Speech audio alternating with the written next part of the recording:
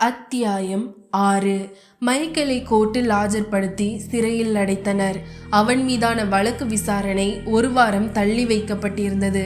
அவனை விசாரிக்க வேண்டும் என்று தங்கள் பாதுகாப்பில் காவல்துறையினர் எடுத்திருந்தனர். மதலை முத்துவை இவனை நெருங்க விடாமல் வெளியில் வேலை கொடுத்து அனுப்பிவிட்டனர். இது இன்ஸ்பெக்டருக்கு மிகவும் வசதியாக போனது. விசாரணை என்ற பெயரில் மைக்கேலை விதவிதமாய் சித்திரவதைக்கு உள்ளாக்கினர். ஏற்கனவே அடிவாங்கி களைத்து போயிருந்த அவன் உடல் இனியும் நிற்க முடியாது எனும் அளவிற்கு அடிகள் விழுந்தது. இதெல்லாம் அவன் இனி எந்த வகையிலும் எழுந்து நின்றுவிடக்கூடாது என்பதற்காகவே நடப்பதாக மைக்கேலுக்கு தோன்றியது. தினமும் நேரமானால் அவனுக்கு உணவு வந்தது.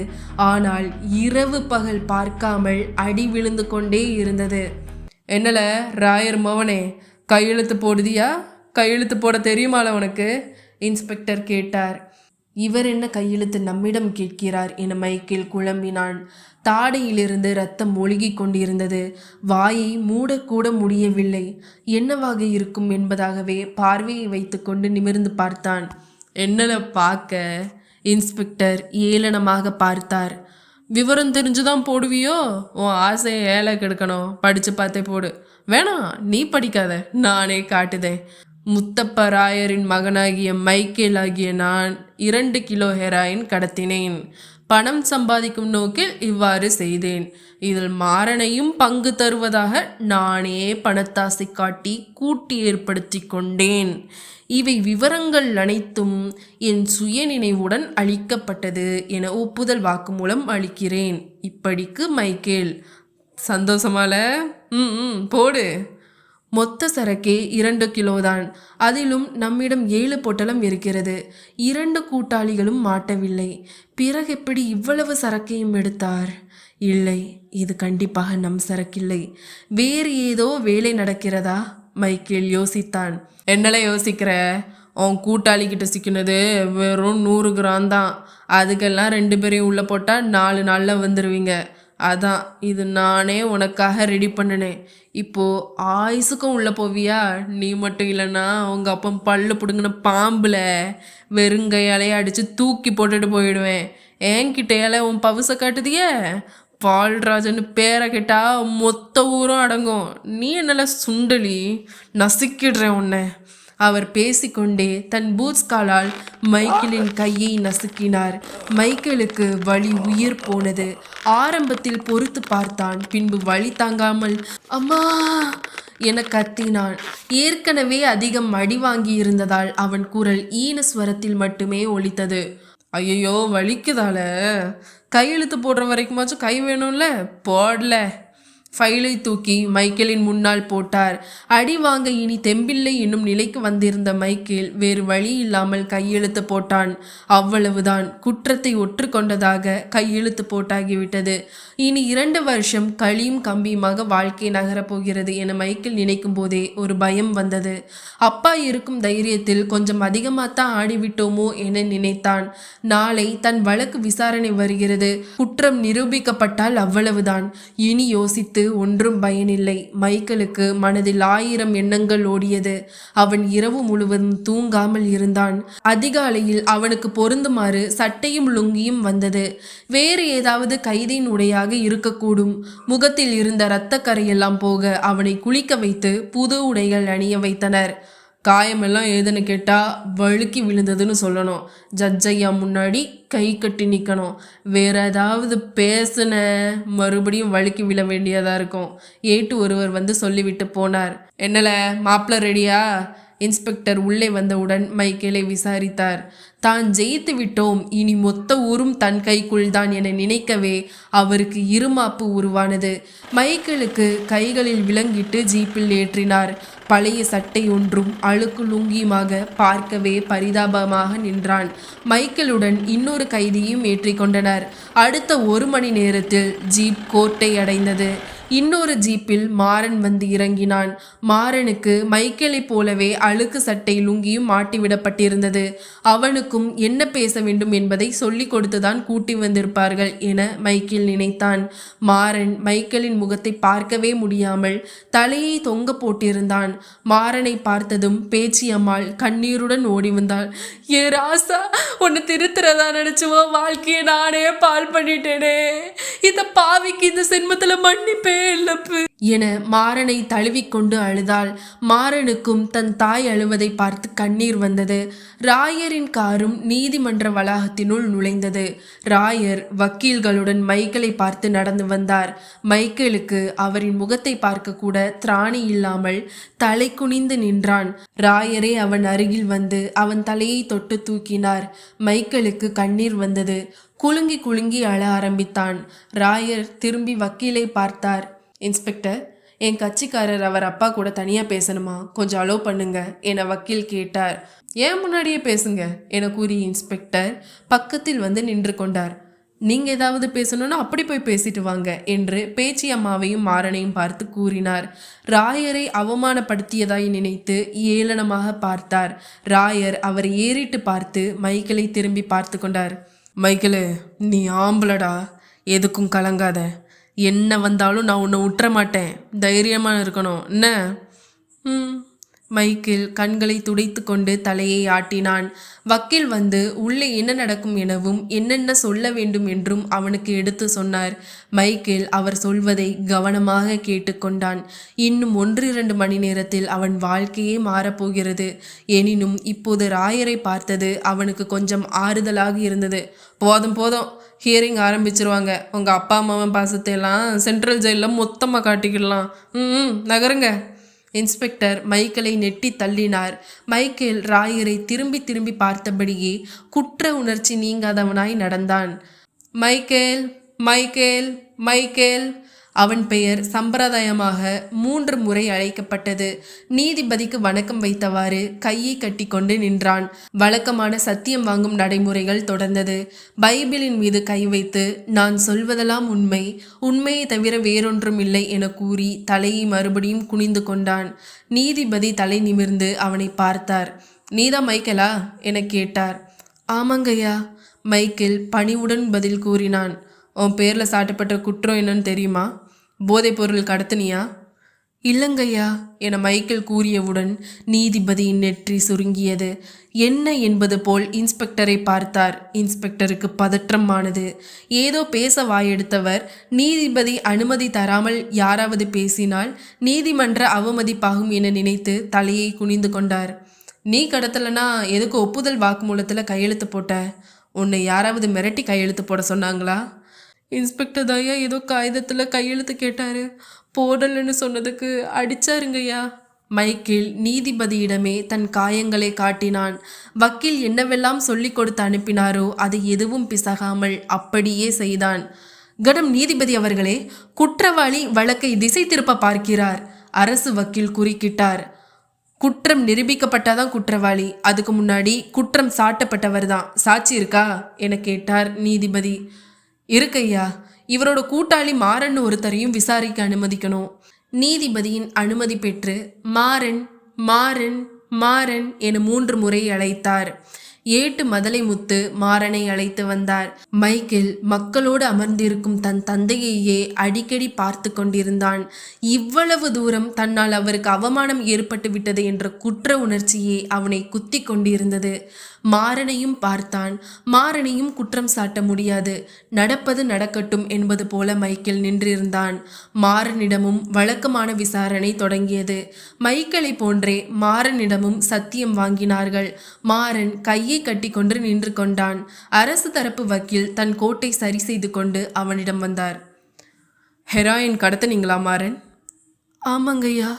மாறன் தலை குனிந்தவாறே பதிலளித்தான். இது அரசாங்கத்துக்கு விரோதம்னு உங்களுக்கு தெரியுமா? தெரியுங்கய்யா. ஏதோ பணத்துக்கு ஆசைப்பட்டு கடத்திட்டேன். மாட்டிக்க மாட்டேன்னு நினச்சேன். ஆனால் போலீஸ் பிடிச்சிட்டாங்கய்யா. சரி, இதோ எதிரில் நிற்கிறாரே, இவர் யாருன்னு தெரியுதா? தெரியுங்கய்யா. இவர் ராயர் ஐயாவோட புள்ள, பேரு மைக்கேல். இவரும் நானும் ஒன்றா சுற்றுவோம். சுற்றுவோன்னா என்ன அர்த்தம்? கோர்ட்டில் எது பேசினாலும் தெளிவாக தான் பேசணும். எனக்கு படிப்பு ஏறலையா, அதனால் சும்மா அவர் கூட உட்காந்து பொழுத போக்குவோம். ஊருக்குள்ளே அங்கே இங்கேன்னு போயிட்டு வருவோம். எப்போயும் ஒன்றா தான் இருப்போங்க ஐயா. இப்போது ஹெராயின் கடத்திருக்கீங்களே, அதில் இவருக்கும் பங்கு இருக்கா? இல்லைங்கய்யா. மாறன் மறுத்து கூறியதும் மொத்த நீதிமன்றமும் உன்னிப்பானது. அத்தியாயம் 7. பொழுது இனிதாக விடிந்தது. முகில் லேட்டாகத்தான் எழுந்தான். அவசரமாய் குளித்து கிளம்பினான். என்னங்க இது, கழுத்துல செவந்து போயிருக்கு? மது கேட்டாள். ஓன் கைகாரியம்தான். விடிஞ்சதுக்கு அப்புறம் ஒண்ணுமே தெரியாத மாதிரி இப்போ என்ன கேட்டா நல்ல பிள்ளை ஆகிடுவியா? போங்க. மது அவனை அடிக்க கையை ஓங்கினாள். அவன் அவளை பின்னால் இருந்து அணைத்து கொண்டான். மது அவனை தள்ளி விட்டாள். முகில் சிரித்து கொண்டே அலுவலகம் கிளம்பினான். ஆபீஸ் பரபரப்பாக இயங்கிக் கொண்டிருந்தது. முகில் ஒவ்வொரு கேபினாக கடந்து நேராக மேனேஜரின் அறைக்கு சென்றான். Good morning sir. வா முகில். என்னப்பா திடீர்னு இந்த பக்கம்? மேனேஜர் சிஸ்டமை பார்த்தபடியே பேசிக்கொண்டிருந்தார். இல்லை சார், நேற்று ஒரு மெடிக்கல் எமர்ஜென்சி, கார் ஆக்சிடெண்ட், அதான் சடனாக லீவ் போட வேண்டியதாக போச்சு. Sorry sir. இதை பாருங்க முகில், நான் ஒன்றும் மற்ற மேனேஜர் மாதிரி நான் தான் இங்கே ராஜா, எனக்கு 2 கொம்பு முளைச்சிருக்கு அப்படியெல்லாம் ஆடுற ஆள் இல்லை. என்னை பொறுத்தவரை நீங்கள் எல்லாரும் ஒரே டீம் தான். அதனால தான் நானும் உங்ககிட்ட ஒரு ஃப்ரெண்டு மாதிரி பழகிட்டு இருக்கேன். ஆனால் அதையே நீங்கள் அட்வான்டேஜாக எடுத்துக்க கூடாது. சார், என்ன போய் இப்படியெல்லாம் சொல்கிறீங்களே சார்? 1000 தான் இருந்தாலும் நான் உங்கள் விசுவாசி. என்னைய போய் அட்வான்டேஜ்லாம் எடுத்துக்கிறேன்னு சொல்லலாமா? உடனே ஐஸ் வைக்க ஆரம்பிச்சிருவீங்களே. ஆஃபீஸ் ஒர்க்கில் டிசிப்ளினும் ரொம்ப முக்கியம்ப்பா. நீங்கள் பாட்டுக்கு வந்துட்டு போகிறதுக்கு இது என்ன சத்திரமா? லாஸ்ட் ப்ராஜெக்ட்டுக்கு நீங்கள் 10 நாள் தான் டைம் கொடுத்தீங்க. நான் அதுக்குள்ளே கரெக்டாக சப்மிட் பண்ணலையா? எல்லாத்துக்கும் ஒரு பதில் வச்சுருப்பீங்க. உங்கள் லாஸ்ட் ப்ராஜெக்ட் முடிஞ்சு கிளைண்ட்டுக்கிட்டேயே போயாச்சு. இந்த ப்ராஜெக்ட் என்னாச்சு? நாளைக்கு டெட்லைன். இப்போ போய் நீங்கள் லீவு போட்டுட்டு இருந்தா கிளைண்ட்டுக்கிட்ட யார் பதில் சொல்கிறது? சரி சரி போங்க, லெட்டர் எழுதி சப்மிட் பண்ணிவிட்டு வேலையை ஆரம்பிங்க. இன்னைக்கு ஈவினிங்குள்ளே எனக்கு உங்கள் ப்ராஜெக்ட் ரிப்போர்ட் வரணும். நாளைக்கு சப்மிட் பண்ணலன்னா உங்கள் மேலே தான் நான் ஆக்ஷன் எடுக்க வேண்டியிருக்கும். அவர் பேச பேச முகிலுக்கு திடீரென்று தலை ஏனோ சுற்றுவது போல் வந்தது. அவர் பேசும் வார்த்தைகள் எதிரொலியாய் இவன் காதில் விழுந்தது. நொடிகள் செல்ல செல்ல என்ன பேசுகிறாய் என்றே தெரியாத நிலைக்கு வந்தான். பதில் சொல்ல எத்தனிக்கும் போது நான் குளறியது போல தெரிந்தது. முடிச்சிடலாம் சார், நான் பார்த்துக்கிறேன், அனிச்சையாக கூறியவன் அப்படியே திரும்பினான். கதவு கைப்பிடி எங்கோ தொலைவில் இருப்பது போல் பட்டது. திடீரென்று என்னாச்சு? அவன் யோசித்து கொண்டே தடுமாறி நடந்தான். கதவை திறக்க தடுமாறுவதைக் கண்ட மேனேஜர், முகில், ஆர் யூ ஓகே என வினவினார். Yes sir, I am okay. ஒரு வழியாக கதவை திறந்து வெளியே வந்தான். அவன் தன் கேபினுக்கு சென்று கணினியை எழுப்பினான். ஏனோ வியர்த்து வந்தது. தலை சுற்றல் இன்னும் நிற்கவில்லை. தன்னை சுற்றிலும் ஏதோ மாய உலகம் போல் தோன்றியது. தலையே தூக்க முடியாது போல் வந்தது. சமாளித்து வேலை செய்தான். லஞ்ச் அவரில் கேரியரை திறந்தான். சாப்பாட்டிலிருந்து கெட்ட வாடை வீசியது. எப்படி கெட்டு போயிருக்கும்? ஒருவேளை சரியாக கழுவாமல் போட்டிருப்பாளோ? ச்சே, மதுவுக்கு இன்னும் பொறுப்பே வரவில்லை. முகில், எப்படி இருக்கீங்க? சக அலுவலர் தலையை நீட்டி கேட்டவர் அதிர்ச்சியானார். என்ன சார், இப்படி மழையில் நனைஞ்ச மாதிரி வேர்த்து போயிருக்கு, என்னாச்சு உங்களுக்கு? ஒன்றும் இல்லை சார், தலைவலி, அதான். வெறும் தலைவலினா வேர்க்கவா செய்யும்? நான் வேணும்னா டேப்லெட் தரவா? வேண்டாம் சார், சரியாகிடும். வெறும் டயர்ட் தான், கொஞ்சம் ட்ராவல் அதிகமாக போச்சு. வெறும் டயர்டுங்கிறீங்க, இப்படி வேர்த்து போயிருக்கு. உங்கள் சட்டை எல்லாம் பாருங்க, நனைஞ்சே போச்சு. இந்தாங்க, இதை போடுங்க, 10 நிமிஷத்தில் சரியாகிடும். அவர் தன் டேபிளில் இருந்து மாத்திரை ஒன்றை எடுத்து நீட்டினார். அதுதான் வேண்டாங்கிறேல்ல, சும்மா ஏன் தொந்தரவு பண்ணுறீங்க? உங்களுக்கு ஒரு தடவை சொன்னால் புரியாது. முகில் டேப்லெட்டை வாங்கி தூர எறிந்தான். அது சுவரில் பட்டு தெரித்தது. அவர் மிரட்சியுடன் இவனையே பார்த்தார். Cool cool, okay okay. இப்போ என்னாச்சு? வெறும் டேப்லெட் தானே, அதுக்கு ஏன் இப்படி ரியாக்ட் பண்ணுறீங்க? பிடிக்கலன்னா விடுங்க. நடந்த நிகழ்வு அவனுக்கே ஒரு மாதிரி இருந்தது. என்ன நடக்கிறது, ஏன் இப்படி நடந்து கொள்கிறோம் என்று அவனுக்கே புரியவில்லை. ஒரு நிமிஷம் என்று எழுந்து போனான். ரெஸ்ட் ரூமில் குழாயை திறந்து விட்டான். தண்ணீரை கைகளில் எடுத்து முகத்தில் அரைந்தான். சிலீரென அடித்தது. கண்ணாடியில் முகத்தை பார்த்தான். கண்ணாடியில் பார்த்தபோது கண்ணாடியில் யாரோ நிற்பது போல தெரிந்தது. அவனையே பார்த்து சிரித்து கொண்டிருந்தார். முகில் உற்று பார்த்தான். திரும்பி, என்ன சார் வேணும் என்றான். அவர் எதுவுமே பேசவில்லை. எரிச்சலானான். இன்னொரு முறை நீரை கை நிறைய அள்ளி திரும்பி பார்த்தான். யாருமே இல்லை. கண்ணாடியை துடைத்து பார்த்தான். அந்த நபர் அவன் அருகில் நின்று கொண்டிருந்தார். திரும்ப எத்தனித்த போது அவனால் அசையக்கூட முடியவில்லை.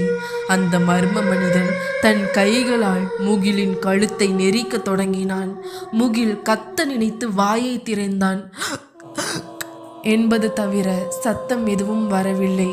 கண்கள் பிதுங்கி வருவது போன்ற உணர்வு ஏற்பட்டது. கை கால்களை கூட யாரோ அழுத்தி பிடிப்பது போன்று இருந்தது. உடம்பை வைத்து துள்ளினான். தலை தரையில் மோதியது. எழுந்து கண்ணாடியில் பார்த்தான். வலது நெற்றியில் நீளமான வெட்டு இருந்தது. இரத்தம் ஒழுகியது. கண்ணாடியில் மீண்டும் அதே உருவம் தெரிந்தது. முகில் கண்ணாடியையே ஓங்கி குத்தினான். இம்முறை கைகள் கண்ணாடிக்குள் இருந்து நீண்டது. பின்னால் செல்ல நினைத்து கால் வைத்தான். டைல்ஸ் வழுக்கியது. அப்படியே சரிந்தான். உடைந்த கண்ணாடி துண்டுகள் சுவரிலிருந்து தாமாகவே தெரித்து விழுந்தன. என்ன நடக்கிறது? அவனுக்கு ஒன்றும் புரியவில்லை. உடைந்த துண்டுகள் எல்லாம் தரையில் ஊர்ந்து வந்து ஒன்றுடன் ஒன்று இணைய தொடங்கின. முகில் எல்லாவற்றையும் வெறித்து பார்த்து கொண்டே இருந்தான். அவை அனைத்தும் ஒன்று சேர்ந்து ஒரு மனித உருவத்திற்கு மாறியது. அது கிட்டத்தட்ட பாதி அழுகிய பிணம் போல் இருந்தது. அதன் உடலில் புழுக்கள் நெளிந்து கொண்டிருந்தது. பாதி அழுகிய அந்த பிணம் தன் தலையை உயர்த்தி முகிலை பார்த்தது. அவன் நசியக்கூட திராணியற்று கிடந்தான். தன் எலும்பு துருத்திய கைகளை பார்த்த அந்த உருவம் மெதுவாக தன் கைகளை அசைத்து நகரத் தொடங்கியது. மழுக் மழுக்கென்ற சத்தத்துடன் முகிலை நோக்கி ஊர்ந்து வந்தது. அவன் வெளிரி போய் இருந்தான். தன் இரு கைகளையும் முகிலின் நெஞ்சின் மீது வைத்த அந்த பிணம் அவன் முகத்தின் அருகில் வந்தது. முகில் அலறத் தொடங்கி தன் வாயை திறந்த தருணம் தானும் அவனை கொல்லும் ஆவேசத்துடன் அவன் முகத்தின் அருகில் வாரென கத்தியது.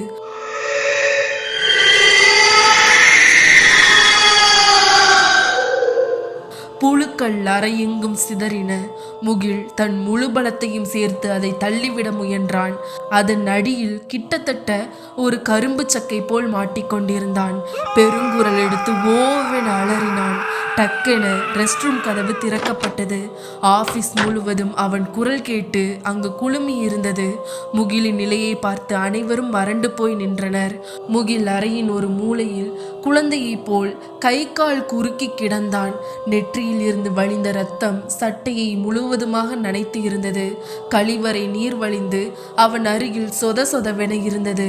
இரத்த கோலமாய் இருந்த அவனுக்கு அருகில் செல்ல எவருக்கும் துணிவில்லை. மேனேஜர் அவசரமாக ஓடி வந்தார். கூட்டத்தை விலக்கி முன் சென்று பார்த்தார். முகில் கழிவறையில் ஏதோ அடிபட்ட புழுவை போல் நெளிந்து கொண்டிருந்தான். Shit, what happen to him?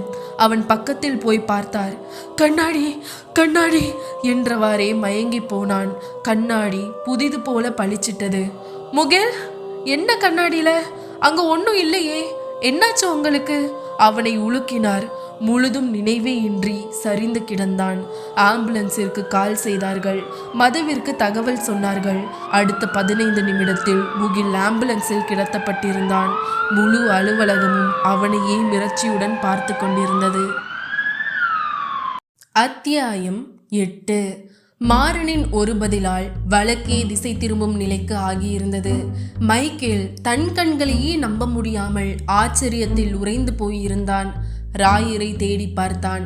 Rayar சிறு புன்னகையுடன் அவனையே பார்த்தார். பெருமிதமாக மீசையை முறுக்கி விட்டு கொண்டார். மைக்கேல் திரும்பி வக்கீலை பார்த்தான். வக்கீல் இனி அவ்வளவுதான், நான் பார்த்து கொள்கிறேன் என்பது போல தலையசைத்தார். அரசு தரப்பு வக்கீல் கொஞ்சம் மாடித்தான் போயிருந்தார்.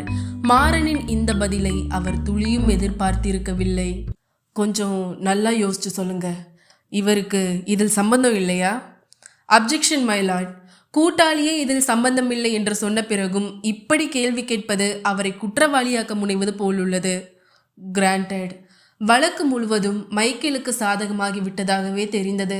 அரசு தரப்பு வக்கீல் தன் விசாரணையை அதற்கு மேலும் தொடர விரும்பாமல் முடித்து கொண்டார். மைக்கேலின் தரப்பு வக்கீலுக்கு வாதாட வேண்டிய தேவையே இல்லாது போனது. மைக்கேலுக்கு இதில் எவ்வித தொடர்பும் இல்லாத போதும் அவரை கைது செய்தது, அடித்தது, பொய் வழக்கு போட முயன்றது, தன் அதிகாரத்தை துஷ்பிரயோகம் செய்ததற்காக என இன்ஸ்பெக்டருக்கு கண்டனங்கள் விதிக்கப்பட்டது. மாறனுக்கு 2 வருடம் சிறை தண்டனை விதிக்கப்பட்டது. மைக்கேல் அன்றே விடுதலை செய்யப்பட்டான். மைக்கேல் ஓடி வந்து தன் அப்பாவை கட்டி கொண்டான். ராயரும் அவனை ஆற தழுவிக்கொண்டார். தன் வாழ்க்கையே முடிந்து விட்டது என நினைத்தபோது தான் எப்படி வெளியே வந்தோம், அதுவும் விடுதலையானோம் என்பது அவனுக்கு இன்னமும் நம்ப முடியாததாகவே பட்டது.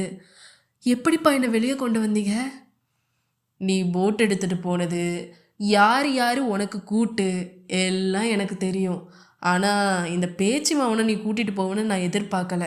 அதுவும் அவன் மூலமாக இந்த இன்ஸ்பெக்டர் பையன் இப்படி விளையாடுவான்னு நினைக்கல.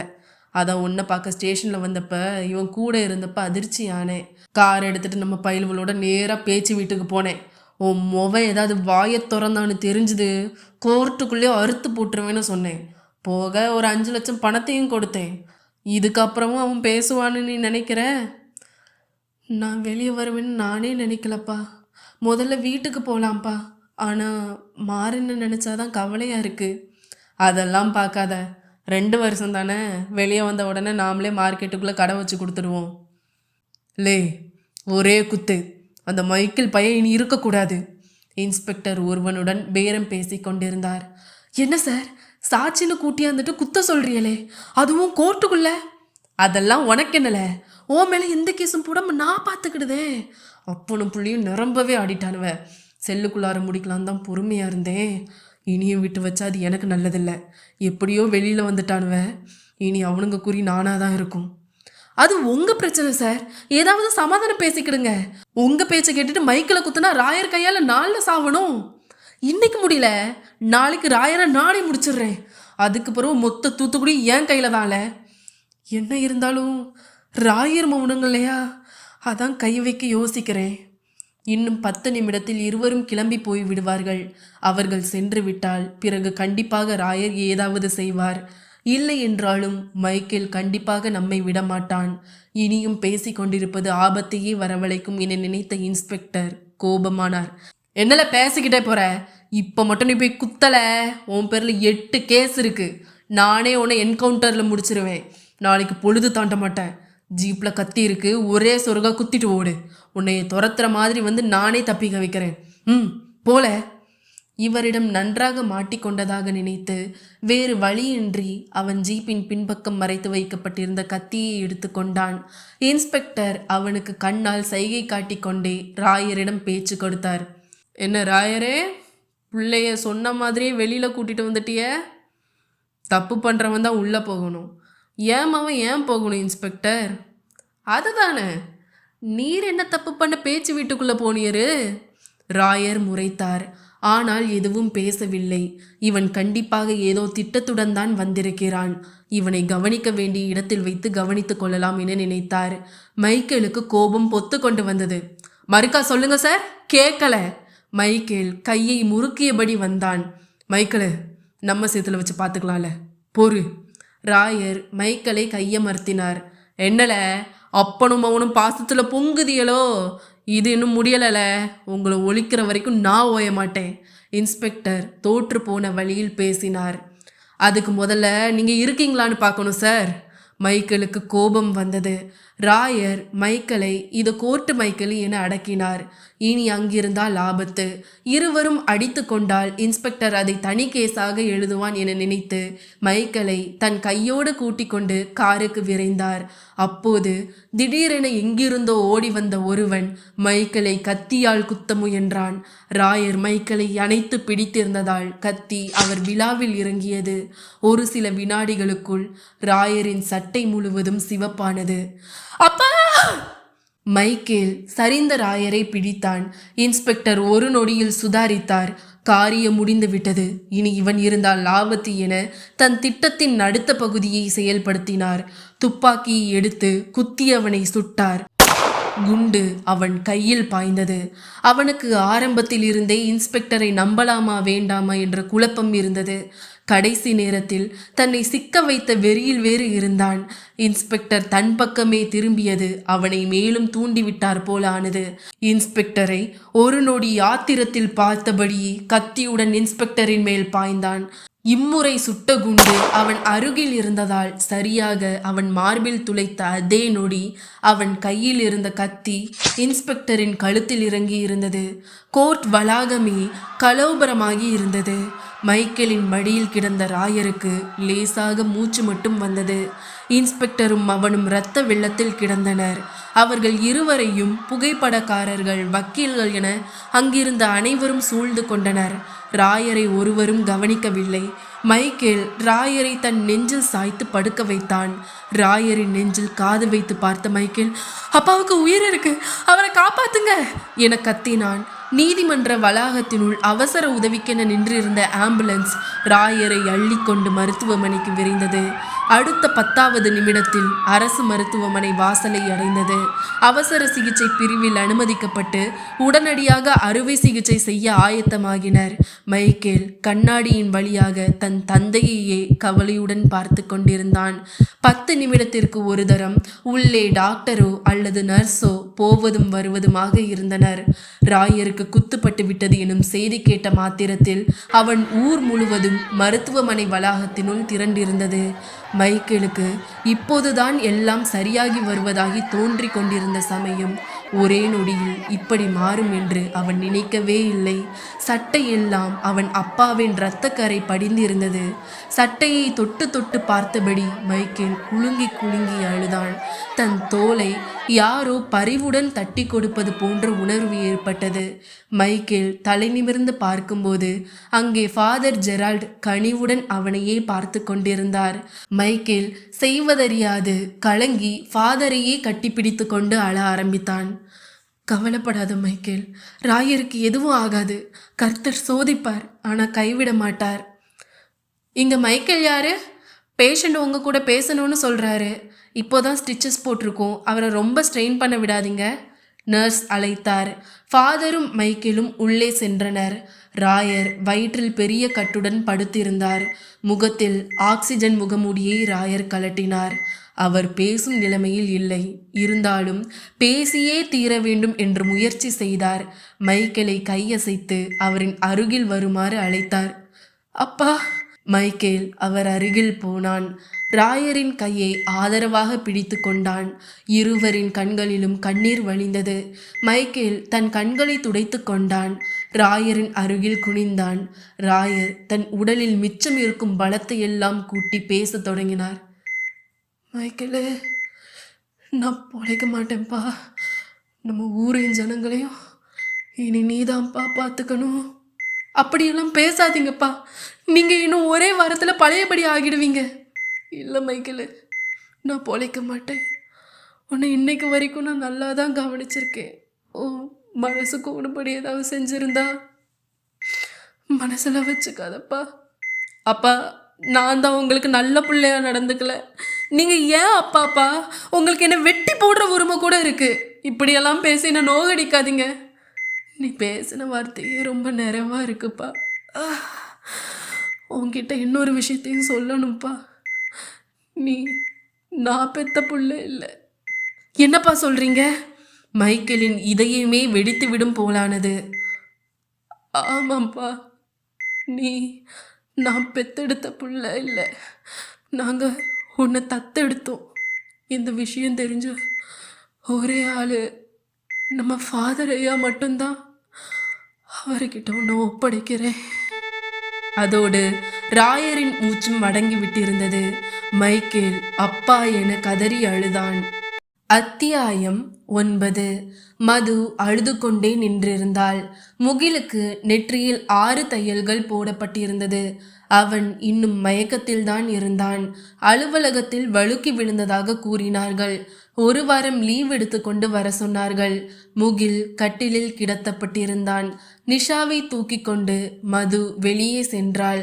முகில் மறுநாள் கண் விழித்தான். அவன் கண்ணெல்லாம் கருவளையம் வந்திருந்தது. வீரியமான மருந்துகளுக்கு அவன் உடல் ஏற்றுக்கொள்ளாமல் சோர்வாக காட்சியளித்தான். என்னங்க ஆச்சு? நான் ரொம்ப பயந்தே போயிட்டேன். பார்த்து நடக்கக்கூடாதா? மது ஆதரவாய் தலையை தடவினாள். அவள் அருகில் இருந்தாலும் முகில் எதுவுமே பேசாமல் எங்கோ வெறித்து கொண்டு இருந்தான். அவள் பேசுவதை கேட்டது போலவே இல்லை. என்னங்க எதுவுமே சொல்ல மாட்டேங்கிறீங்க? இந்தாங்க மருந்து கொண்டு வந்திருக்கேன், சாப்பிடுங்க. முகிலிடம் எந்த பதிலும் இல்லை. அவன் பார்வை அப்படியே நிலை குத்தி போய் இருந்தது. கட்டிலின் மேல் சம்மணமிட்டு உட்கார்ந்த அவன் நேரே சுவரையே வெறித்து பார்த்தபடியே அமர்ந்திருந்தான். மது அவன் அருகில் சென்றாள். அவன் கையை பிடித்து மாத்திரையை வைக்க எத்தனித்தாள். ஏய் நாயே, போடி! முகில் மாத்திரையை தட்டிவிட்டான். மது மிரட்சியுடன் பார்த்தாள். பளீரென அவள் கன்னத்தில் அறைந்தான். ஒரு நிமிடத்தில் அவளுக்கு உலகமே சுழல்வதைப் போல் இருந்தது. அவளை பிடித்து சுவற்றின் பக்கம் தள்ளினான். மது தட்டன மோதி தரையில் விழுந்தாள். முகில் பெருமூச்சு வாங்கியபடி அவளையே முறைத்தான். கட்டிலின் மேல் எழுந்து நின்று அவளை கொன்று விடுவதைப் போல் முறைத்தான். நாக்கை துருத்தி கொண்டு அவன் நின்ற கோலத்தை பார்க்கவே பயங்கரமாக இருந்தது. அவளை உதைக்க காலை தூக்கினான். அப்படியே மயங்கி கட்டிலில் விழுந்தான். மது அறையை விட்டு வெளியே வந்தவள் கன்னத்தை தடவி பார்த்தாள். அவன் கைவிரல்கள் 5 பதிந்திருந்தது. அவராகவே வரட்டும் என அடுத்த வேலைகளில் மூழ்கினாள். குழந்தைகள் மாலையில் வீடு திரும்பினர். அம்மா, அப்பா எங்கம்மா? நரேன் கேட்டான். அப்பா உள்ளதாண்டா தூங்குறாரு. தலை வலிக்குதாமா, ரெஸ்ட் எடுத்துட்டு இருக்காரு. விளையாட வரமாட்டாராம்மா? இல்லடா, அப்பாவுக்கு உடம்பு சரியில்லை. சீக்கிரம் சரியான உடனே வந்துடுவாரு. நீ ஹோம்ஒர்க் எடுத்து எழுது. குழந்தைகளுக்கு பாடம் சொல்லி கொடுக்க தொடங்கினாள். அடுத்த நாள் காலை மது குழந்தைகளை பள்ளிக்கு கிளப்பினாள். வீட்டில் எல்லாவற்றையும் எடுத்து வைக்க, சமையலை பார்க்க, நேற்றைய நிகழ்வுகள் காலதாமதமாவது என மது 10 எண்ணங்களை ஒரே சமயத்தில் சமாளித்து வேலை செய்து கொண்டிருந்தாள். அம்மா, என் புக்கை தம்பி எடுத்து எங்கேயோ போட்டுட்டாமா. நிஷா நரேனை பிடிக்க ஓடினாள். நான் எடுக்கவே இல்லம்மா. நரேன் அழத் தொடங்கினான். சரி சரி, சண்டை போடாம கிளம்புங்க, அம்மா சமைக்கணும்ல. மது குழந்தைகளை சமாளித்து விட்டு இருவருக்கும் லஞ்ச் பாக்ஸில் உணவுகளை அடைத்தாள். முகிலுக்கு சூடாக கஞ்சி வைத்தாள். நேற்று முழுவதும் முகில் ஒன்றுமே சாப்பிடவில்லை. தலையில் வேறு அடிபட்டிருக்கிறது. இன்றைக்கு கட்டை பிரித்து மருந்து வைக்க வேண்டும். குழந்தைகளை அனுப்பிவிட்டு முகிலை போய் பார்க்கலாம் என எண்ணினாள். அம்மா, என் புக்கு கொடுமா, இன்னைக்கு டெஸ்ட் இருக்கு. நிஷா கூப்பிட்டாள். மதுவுக்கு எரிச்சலானது. உன் புக்ஸ் எல்லாம் நீ தான் பாப்பா வச்சுக்கணும். அம்மாவே எல்லாம் எடுத்து கொடுக்க முடியுமா? எனக்கு என்ன 10 கையா இருக்கு? பாப்பா மலங்க மலங்க விழித்தாள். அவளை பார்க்கவும் பாவமாய்தான் இருந்தது. மது சமையலை முடித்துவிட்டு தேடத் தொடங்கினாள். நேற்று அவள் பையில் வைத்தது நன்றாக ஞாபகம் இருந்தது. திடீரென்று எங்கே போகும்? டெஸ்ட் என்றாலே இரவில் எடுத்து ஒரு முறை திருப்பி பார்த்திருப்பாள். இந்த குழந்தைகளை வளர்ப்பதே பெருங்கஷ்டம். முணங்கிக் கொண்டே தேடினாள். குழந்தைகள் பள்ளிக்கு போவதும் வருவதுமாய் இதுவே சுழற்சியாக 2 நாள்கள் போனது. நடுவே முகில் எதற்கும் எழவே இல்லை. அடுத்த நாள் காலை மது குழந்தைகளை கிளப்பினாள். இன்னைக்கு அப்பா ஆஃபீஸ் போகலையாமா? இல்லை நிஷா குட்டி, அப்பாவுக்கு உடம்பு சரியில்லை. அப்புறம் உன்னையும் தம்பியையும் பாட்டி ரொம்ப மிஸ் பண்ணுறாங்களாம். கொஞ்ச நாள் பாட்டி கூட இருந்துட்டு வரலாம் என்ன? சரிம்மா. குழந்தைகள் டாட்டா காட்டியபடியே ஸ்கூல் வேனில் ஏறி சென்றார்கள். களைப்பு என முதலில் நினைத்த மது இல்லை, எதற்கும் ஒரு முறை டாக்டரை கேட்பது நல்லது என நினைத்தாள். ஒரு நாள் என்றால் கூட பரவாயில்லை. ஆனால் 2 நாட்கள் படுக்கையாகவே கிடப்பது ஏதோ விபரீதத்தை உணர்ந்தாள். அலைபேசியை எடுத்தாள். சார்ஜ் முற்றிலும் தீர்ந்து போய் இருந்தது. என்ன இது, காலிலிருந்து சார்ஜ் போட்டும் ஏறவே இல்லையே. நல்லா தானே இருந்தது. குழப்பத்துடன் சார்ஜரில் போட்டு போனை உயிர்ப்பித்தாள். அடுத்த அரை மணி நேரத்தில் அங்கு ஆம்புலன்ஸ் நின்று கொண்டிருந்தது. ஸ்ட்ரெச்சர் வேணுமாமா? ஹெல்ப்பர் கேட்டான். இல்லை, வெளியில் தெரிந்தால் அவமானமாகிவிடும். ஆம்புலன்ஸை தள்ளி நிறுத்தி முகிலை நடக்க வைத்து ஏற்றி செல்லலாம். யாராவது கேட்டால் கூட செக்கப் என்று சமாளிக்கலாம். இல்லப்பா, நானே கூட்டிட்டு வரேன். மது முகிலின் அறைக்குள் சென்றாள். அங்கு மூச்சு கூட விட முடியாத அளவுக்கு குளிராக இருந்தது. ஏசியை ஆஃப் செய்ய போனாள். ஏசி உயிர்ப்பிலேயே இல்லை. அவன் அறையில் ஏதோ சதை கருகுவது போன்ற கெட்ட வாடை வீசியது. முகில் தானாக ஏதோ அனத்திக் கொண்டிருந்தான். எங்க? மது அழைத்து பார்த்தாள். அவன் தனக்குத்தானே பேசிக் கொண்டிருந்தானே தவிர வேறு எந்த பதிலும் இல்லை. அவன் நெற்றியில் கை வைத்து பார்த்தாள். காய்ச்சலாகவும் இருக்கலாம். அவளே அவனை கைத்தாங்கலாக அழைத்து வந்தாள். போனை எடுத்து ஆம்புலன்ஸில் அமர்ந்தபடியே யாருக்கோ கால் செய்தாள். ஹலோ அம்மா, நான் மது பேசுகிறேன். அவருக்கு தலையில் சின்னதாக அடிபட்டுருச்சுமா. இல்லை, பயப்படுற மாதிரி எதுவும் இல்லை. கொஞ்ச நாளைக்கு ரெஸ்ட் எடுக்க சொன்னாங்க. நாளைக்கு மறுபடியும் அட்மிட் ஆகணும்னு நினைக்கிறேன். நான் குழந்தைங்கள ஸ்கூலுக்கு அனுப்பியிருக்கிறேன். நீ ஈவினிங் வந்து பிக்கப் பண்ணிக்கிறியா? சரிம்மா, நான் வைக்கிறேன். அத்தியாயம் 10. ராயரின் உடல் நடுநாயகமாக கிடத்தி வைக்கப்பட்டிருந்தது. கண்ணாடி பெட்டியில் ரோஜா மாலைகளுக்கு நடுவே அவர் தூங்குவதாகவே தெரிந்தது. ஊரே அவர் வீட்டு வாசலில் குழுமியிருந்தது. ஃபாதர் ஜெரால்ட் ராயரின் தலைக்கருகிலேயே அமர்ந்திருந்தார். ஊர் முழுக்கவும் முத்தப்ப ராயர், இமயம் சரிந்தது, வாழ்ந்ததும் வரலாறு, வாழ வைத்ததும் வரலாறு என பலவிதமான போஸ்டர்களில் ராயர் சிரித்து கொண்டிருந்தார். மைக்கேல் வருவோர் போவோரை விசாரித்து கொண்டிருந்தான். அவன் முகத்தில் இனி என்ன செய்ய போகிறோம் என்ற கேள்விக்குறி அப்பட்டமாகவே தெரிந்தது. எம்எல்ஏ, எம்பி, அமைச்சர் என அவரால் வளர்த்து விடப்பட்ட ஒவ்வொருவரும் வந்து இனி மைக்கேலின் ஆதரவு தங்களுக்கு வேண்டும் என்கிற துணியில் அவனிடம் துக்கத்தில் பங்கெடுத்து கொண்டனர். எல்லார் முன்பும் மைக்கேல் அமைதியாகவே நின்றிருந்தான். அவ்வப்போது எட்டி பார்க்கும் கண்ணீரையும் துடைத்து கொண்டான். தன் தந்தையின் சாவுக்கு காரணமானவர்களை கண்டிப்பாக விடக்கூடாது. என்றைக்கு அவர்கள் வீட்டிலும் இதே போன்று பிணம் விழுகிறதோ அப்போதுதான் அழ வேண்டும். தன் தந்தையின் ஆன்மாவும் சாந்தியடையும் என தனக்குத்தானே சொல்லி கொண்டான். ஃபாதர் ஜெரால்ட் அருகில் வந்தவுடன் அவனை கட்டி பிடித்து கொண்டார். தைரியமாயிரு மைக்கேல். ராயர் கர்த்தருக்குள்ள நித்திரை அடைஞ்சிட்டார். இனி அவர் நிம்மதியா தூங்குவார். அவர் ஸ்தானத்திலிருந்து நான் உன்னை பார்த்துக்கிறேன் மைக்கேல். மைக்கேல் ஃபாதரிடம் எதுவுமே பேசவில்லை. தனக்கென்று அவன் நினைத்தது அவன் அப்பாவை மட்டும்தான். இந்த ஃபாதரை பகைத்து கொண்டால் ஊர் மக்களின் ஆதரவும் கிடைக்காமல் போகும். பழி வாங்கும் வரை இவரையும் உபயோகப்படுத்தி கொள்ளலாம் என நினைத்தபடியே அமைதியாக பார்த்தான். ஃபாதர் மறுபடியும் சென்று ராயரின் அருகில் அமர்ந்து கொண்டு பைபிள் வாசிப்பதும் ஜெபம் செய்வதுமாய் ராயரின் நித்திய அமைதிக்காக பிரார்த்தனை செய்து கொண்டிருந்தார்.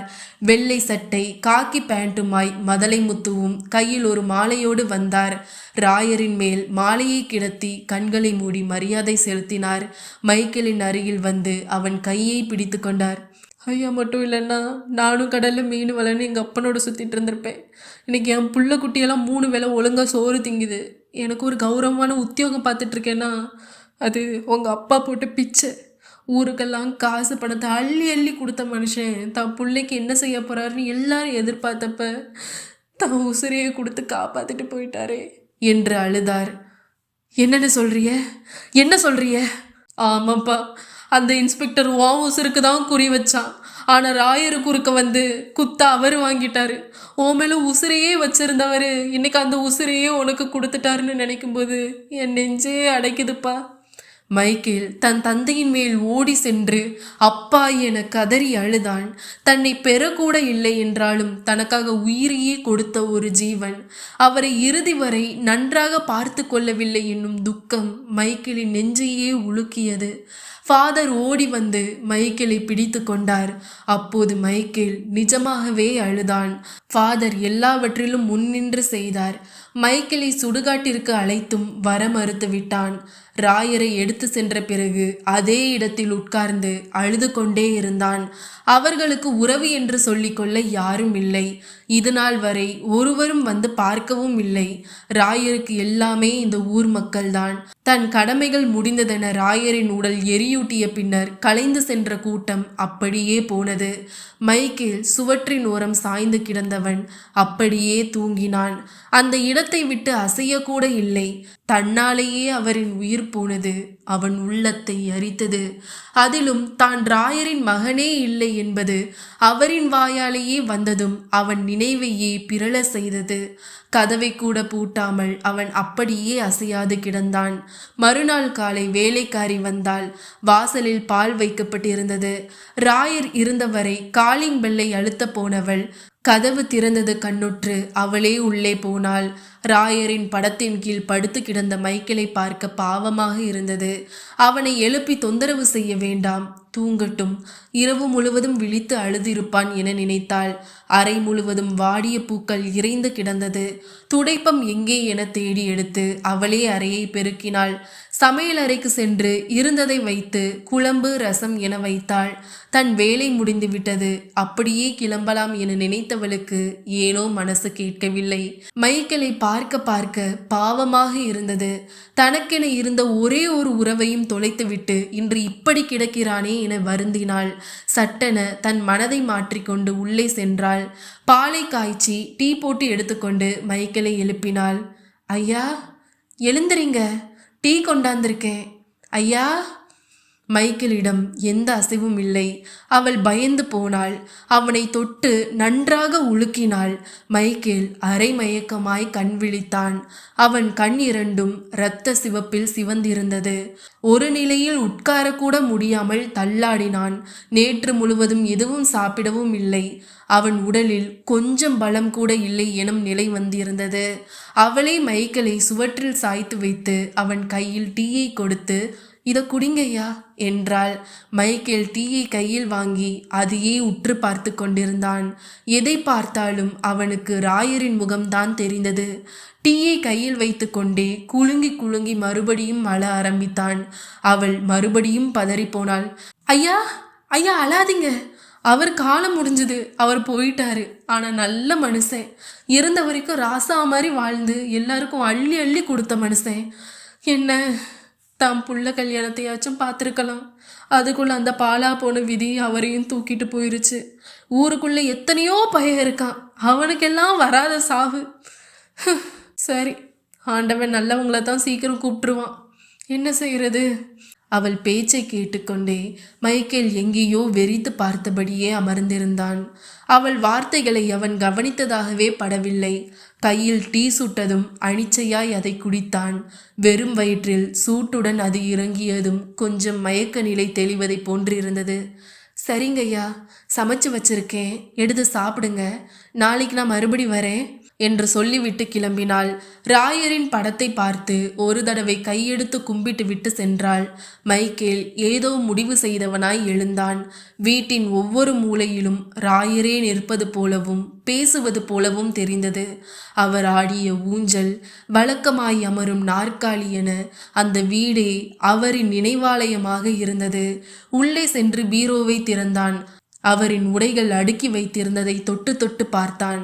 எப்போதும் வெள்ளை வேட்டி வெள்ளை சட்டை தான் ராயர் உடுத்துவார். அதில் இன்னும் அவரின் ஸ்பரிசம் மிச்சம் இருப்பதாக உணர முடிந்தது. பீரோவின் ஒரு மூலையில் கவர் ஒன்றினுள் பத்திரங்கள் நீலவாக்கில் மடித்து வைக்கப்பட்டிருந்தது. என்னவாக இருக்கும் என அதை வெளியில் எடுத்தான். கட்டுக்கட்டாக காகிதங்கள் இருந்தது. முத்தப்ப ராயர் சுயநிலைவுடன் எழுதி கொடுத்த சொத்துக்கள், ஊரில் யார் யாருக்கு எவ்வளவு கொடுத்திருக்கிறார் என்பது பற்றிய விவரங்கள் என ஒவ்வொரு பத்திரத்திலும் ஒவ்வொரு சொத்து பற்றிய விவரங்கள் இருந்தது. மேலெழுத்து வாரியாக மைக்கேல் எல்லாவற்றையும் பார்த்தான். கடைசியாக ஒரு பத்திரம். அதில் இது நான் சுயநினைவுடன் எழுதி கொடுத்த உயில் பத்திரம் என ஒரு வரியை பார்த்ததும் மைக்கேலின் கண்கள் கூர்மையானது. வரிக்கு வரி படிக்கும்போது அவனுக்கு துக்கம் பொங்கி வந்தது. ராயர் 5 வருடங்களுக்கு முன்னமே இருக்கும் எல்லா சொத்துக்களையும் மைக்கேலின் பேரில் எழுதியிருந்தார். மைக்கேலின் கண்ணீர் துளி பத்திரத்தில் வட்டமாக விழுந்து காகிதத்தை நனைத்தது. இறுதியாக சாட்சிகளில் ஃபாதர் ஜெரால்ட் கையெழுத்து போட்டிருந்தார். மைக்கேல் அவர் பெயரையே உன்னிப்பாக பார்த்தான். யார் இவர்? தன் வாழ்க்கையின் ஒவ்வொரு நிகழ்விலும் நேரடியாகவோ மறைமுகமாகவோ இவரின் பங்கும் இருந்திருக்கிறது. என்னதான் ஃபாதராக இருந்தாலும் தன் மீது தனி கவனம் செலுத்தி ஒரு நிஜ மகனைப் போலத்தான் நடத்தி இருக்கிறார். இவருக்கு மட்டும் எதற்கு தன்மேல் இப்படி ஒரு அக்கறை? தன் அப்பாவின் மறைவு வரை இவரும் கூடவே இருந்திருக்கிறார். அப்பாவிற்கு இவர் மேல் தனி அன்பு இருந்தது. ஏதோ இவர்கள் இருவருக்கும் இடையில் இருக்கிறது. மைக்கேல் தன் மனதை திடப்படுத்தி கொண்டான். ஒரு முடிவுக்கு வந்தவனாய் பத்திரங்களை எடுத்து மறுபடியும் பீரோவுக்குள் வைத்துவிட்டு பூட்டினான். அவரிடமே நேரில் கேட்டுவிட வேண்டும். இப்போது ஃபாதர் எங்கிருப்பார்? அவன் கால்கள் நேராக தேவாலயத்தை நோக்கி நடையிட்டது. வெளியே மழை பெய்ய ஆரம்பித்து இருந்தது. எதையும் மைக்கேல் பொருட்படுத்தும் எண்ணத்தில் இல்லை. தேவாலயத்தை அடையும் முன் முழுவதுமாக நனைந்து போயிருந்தான். தேவாலயத்தின் கதவுகள் திறந்தவுடன் உள்ளே வெளிச்சம் பரவியது. அது நேராக மாதாவின் காலடியில் சென்று முடிவடைந்தது. மாதாவின் முன் மெழுகுவர்த்திகள் உருகி கொண்டிருந்தன. நீட்டி இருக்கும் கைகள் தன்னையே அழைப்பது போல் இருந்தது. மைக்கேல் நேராக மாதாவையே பார்த்து நடந்தான். அது பிரார்த்தனை நேரம் இல்லாததால் அங்கே அவனை தவிர வேறு யாரும் இல்லை. அனிச்சையாய் அவன் மாதாவின் முன் மண்டியிட்டான். மெழுகுவர்த்தியோடு சேர்ந்து அவன் மனமும் உருகியது. நான் யார்? இவ்வளவு நாள் என்ன வாழ்க்கை வாழ்ந்தேன்? தன்னை சுற்றி நடந்தது என்ன? அவனுக்கு தலையே சுற்றுவது போல் இருந்தது. கண்களை மூடிக்கொண்டான். வா மைக்கேல், நீ இங்கெல்லாம் வரமாட்டியே. கைகளில் பூக்கொத்துகளுடன் ஃபாதர் வெள்ளை உடையில் அவனிடம் நடந்து வந்தார். முதுமையின் தளர்வு அவர் நடவடிக்கைகளில் வெளிப்பட்டது. தினசரி அலங்கார வேலைகளை சிரத்தையுடன் தொடர்ந்தார். பூக்கொத்துகளை மாதாவின் காலடியில் வைத்துவிட்டு சிலுவையிட்டு கொண்டார். கண்களை மூடி சிறிது நேரம் தியானித்தவர் பின் மைக்கேலை அங்கிருந்த மேசையின் மீது அமருமாறு கை காட்டினார். மைக்கேல் அமர்ந்தவுடன் அவரும் அருகில் சென்று அமர்ந்து கொண்டார். உங்கள் அப்பாவோட ஆன்மா சாந்திக்காகத்தான் வேண்டிக்கிட்டேன். நல்ல மனுஷன், இன்னும் கொஞ்ச நாள் இருந்திருக்கலாம். அதுக்குள்ள ஆண்டவர் அழைச்சிக்கிட்டார். கர்த்தரே. அப்பாவா? ஃபாதர், என்னோட உண்மையான அப்பா யாரு? ஹாஸ்பிட்டலில் அப்பா சொன்னதுக்கு என்ன அர்த்தம்? உங்களுக்கும் எனக்கும் என்ன சம்பந்தம்? நான் எப்படி இங்கே வந்தேன்? யாரு நீங்கள்லாம்? ஃபாதர் அவன் முகத்தையே பார்த்தார். அவன் வாய்விட்டு கேட்ட கேள்விகளை விட அவன் மனதில் இன்னும் 1000 கேள்விகள் இருப்பதை அவன் முகம் காட்டியது. வேறெங்கோ உற்று பார்த்தார். இதில் என்ன சந்தேகம்? நீ ராயரோட புள்ளதான், இதுதான் ஊருக்கே தெரியுமே. இப்போ என்ன கேள்வி? நான் அவர் புள்ளதான். ஆனால் என்ன பெத்த அப்பா யாரு? என் அம்மா யாரு? அவர் ஹாஸ்பிட்டலில் பேசும்போது நீங்களும் தானே கூட இருந்தீங்க.